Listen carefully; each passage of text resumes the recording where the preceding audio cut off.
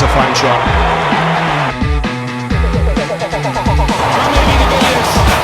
This has been an innings of some acceleration.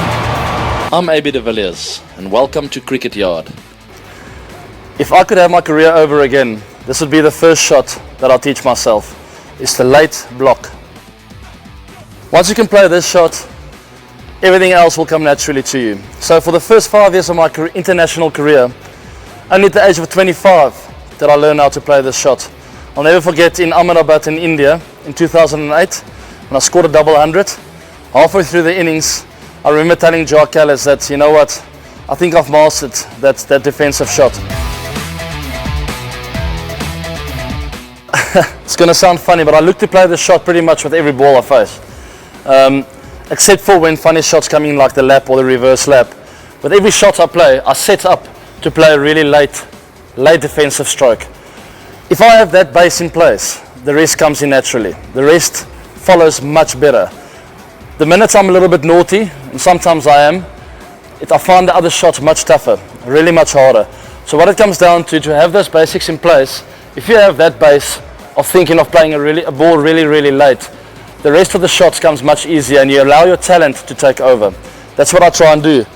I try and really get into position, let my hands drop, get that back lift back nice and high as the ball's released in order for me to play a really good late defensive block.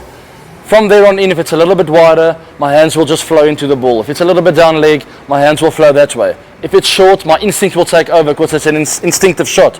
My instinct will take over and I'll play the hook shot or the cut shot. I don't have a defensive mindset when I do it. All I know is that is my best chance of getting into a really good position for my other strokes. And if it's a really good ball, I will sort of succumb to the bowler and say, listen, well bowled, I'm going to do the late shot. And I might still get off strike if it runs down to third man, if you play it really well.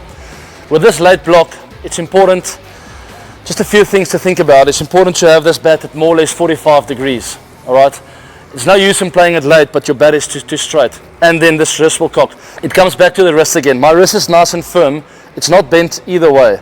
For my wrist to be firm with a late block, if I'm playing it late, the bat will automatically be at 45 degrees. And that's vital when you're playing a late block, not to go and fetch it. Big problem is you can't rely on a wicket, especially if it's a green wicket. You can't rely on the wicket and just go hard at it with your hands.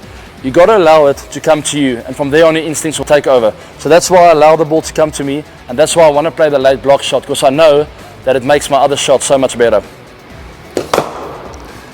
You see right there, the length was pretty good, which forced me not to drive at it.